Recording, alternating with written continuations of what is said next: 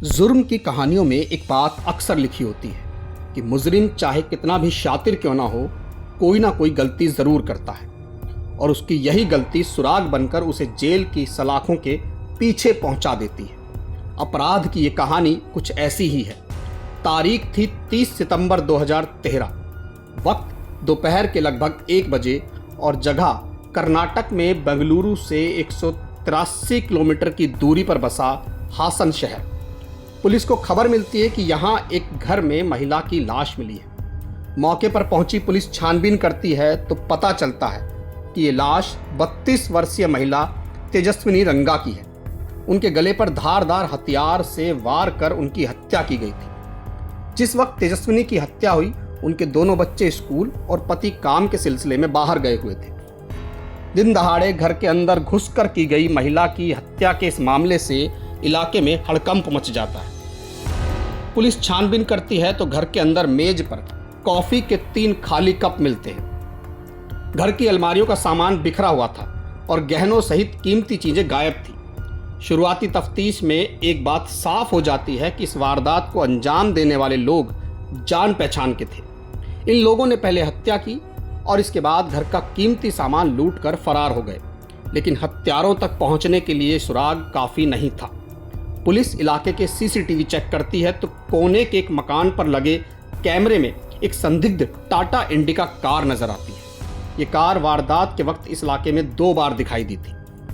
CCTV का resolution कम होने के कारण गाड़ी का नंबर तो इसमें साफ नजर नहीं आता, लेकिन KA02 लिखा हुआ दिख जाता है। इसका मतलब था कि गाड़ी बेंगलुरु में रजिस्टर्ड थी। इंडियन एक्सप्रेस की रिपोर्ट के मुताबिक पुलिस आसपास के सभी रूट के सीसीटीवी खंगालती है, लेकिन कोई सुराग हाथ नहीं लगता। बेंगलुरु मंगलुरु हाईवे का टोल प्लाजा भी चेक किया जाता है, लेकिन वहां से भी ये गाड़ी नहीं गुजरी थी। तफ्तीश के दौरान पुलिस को पता लगा कि हत्यारे तेजस्विनी का मोबाइल अपने साथ ले गए थे। अब पुलिस उनके मोबाइल को सर्विलांस पर लगा देती है और IMEI के जरिए उसे ट्रैक करने लगती है। पुलिस का शक तेजस्विनी के पति और उनके पुराने दोस्त पर भी था, लेकिन पूछताछ के दौरान ऐसा कुछ नहीं मिलता जिससे यह शक पुख्ता हो पाए। तेजस्विनी के हत्यारों को तलाश रही पुलिस तफ्तीश कर ही रही थी कि 10 दिन बाद उसके हाथ एक अहम सुराग लगता है। दरअसल हत्या के ठीक 10 दिन बाद तेजस्विनी का मोबाइल हाईवे किनारे के एक ढाबे पर एक्टिव हो जाता है। हालांकि मोबाइल को किसी और नंबर पर चलाया जा रहा था। तुरंत पुलिस की टीमें मौके पर पहुंचती हैं और मोबाइल इस्तेमाल करने वाले ढाबे के वेटर को हिरासत में ले लेती हैं। पूछताछ में वेटर बताता है कि कुछ लोगों ने यहाँ पार्टी की थी और बिल के बदले उसे मोबाइल दे दिया। पुलिस को यह भी पता चलता है कि पार्टी करने वालों में आसपास के भी 4-5 लोग शामिल थे। अब पुलिस इन लोगों की डिटेल लेकर केस की तफ्तीश आगे बढ़ाती है। सादी वर्दी में पुलिस के जवान जब पार्टी में शामिल आसपास के इन लोगों से पूछताछ करते हैं तो चन्ना रायपटना इलाके में रहने वाला एक संदिग्ध सामने आता है, जिसका नाम था मंजेगौड़ा। यह आदमी हत्या के मामले में पहले भी गिरफ्तार हो चुका था। पुलिस वारंट के साथ उसके घर की तलाशी लेती है तो तेजस्विनी के घर से लूटा हुआ चांदी का एक सिक्का मिल जाता है। अब पुलिस को इस मामले में पहला आरोपी मिल चुका था। उसे गिरफ्तार कर पूछताछ होती है तो वो अपना गुनाह कबूल कर लेता है। उसकी निशानदेही पर हत्या में शामिल बेंगलुरु के रहने वाले मनु कुमार, मंजूनाथ और सुनील को भी गिरफ्तार कर लिया जाता है। अब सवाल था कि आखिर इन लोगों ने तेजस्विनी की हत्या क्यों की। ये लोग बिना किसी कनेक्शन के उसके घर में दाखिल कैसे हुए। पूछताछ के दौरान पुलिस को पता चलता है कि आरोपियों में से एक सुनील टैक्सी चलाता था। बाद में उसे गाड़ी चोरी के आरोप में गिरफ्तार कर लिया गया। जब वो जेल पहुंचा तो वहां उसकी मुलाकात मनु कुमार से हुई। मनु भी गाड़ी चोरी के मामले में ही जेल में बंद था। यहाँ दोनों कुछ बड़ा करने का प्लान बनाते हैं और अपने गैंग में मंजेगौड़ा सहित कुछ और लोगों को शामिल कर लेते हैं। कुछ वक्त बाद मनु और सुनील जेल से बाहर आते हैं। बाहर आने के बाद सुनील का परिवार तीर्थ यात्रा पर निकलता है और ड्राइवर के तौर पर मनु को अपने साथ ले जाते हैं। तीर्थ यात्रा से लौटते वक्त ये लोग चाय पीने के लिए तेजस्विनी के घर पर रुकते हैं। इसी दौरान मनु की नज़र सोने के गहने पहनी हुई तेजस्विनी पर पड़ती है और वो मन ही मन उसके घर में लूट की योजना बना लेता है।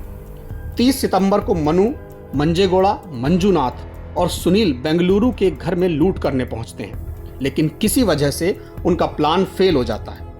इसी वक्त मनु के दिमाग में तेजस्विनी का ख्याल आता है और ये सब मिलकर उसके घर पहुंच जाते हैं। सुनील निगरानी के लिए बाहर ही रुकता है और बाकी तीनों लोग घर के अंदर दाखिल होते हैं। चूंकि तेजस्विनी पहले से मनु को जानती थी, इसलिए तीनों के लिए कॉफी बनाती है और इसी दौरान मौका पाकर तीनों पहले उसका गला दबाते हैं और फिर चाकू से रेत कर उसकी हत्या कर देते हैं। हत्या के बाद ये तीनों लोग अलमारी से तेजस्विनी का 40 ग्राम का मंगलसूत्र, एक सोने का हार और 10 लाख रुपए का कीमती सामान लूटकर मौके से फरार हो जाते हैं। पुलिस पूछताछ में यह भी पता चलता है कि इस वारदात से पहले मनु ने अपने गैंग के सभी लोगों को 2012 की कन्नड़ फिल्म दंडू पाल्या दिखाई थी। ये फिल्म एक ऐसे गैंग की सच्ची कहानी पर आधारित थी जो घर में अकेली महिलाओं की हत्या कर कीमती सामान लूट लेता था। तेजस्विनी की हत्या के बाद इन लोगों ने हाईवे के बजाय सर्विस लाइन पकड़ी और इसी वजह से सीसीटीवी कैमरों से बच गए। वहीं हत्यारों ने इस वारदात के बाद हाईवे के एक ढाबे पर दावत भी की और बिल के बदले में वेटर को लूटा हुआ तेजस्विनी का मोबाइल दे दिया। बिल के बदले में दिया गया यही मोबाइल इनके खिलाफ सुराग बन गया और 15 दिन बाद सभी हत्यारे जेल की सलाखों के पीछे पहुंच गए। आरोपियों के खिलाफ आईपीसी की धारा 302, 201, 396 और 397 के तहत केस दर्ज किया गया। 4 अक्टूबर 2017 को हसन जिले की अदालत ने इन सभी आरोपियों को आजीवन कारावास की सजा सुनाई। फिलहाल के लिए बस इतना ही। बने रहिए नवभारत टाइम्स ऑनलाइन के साथ।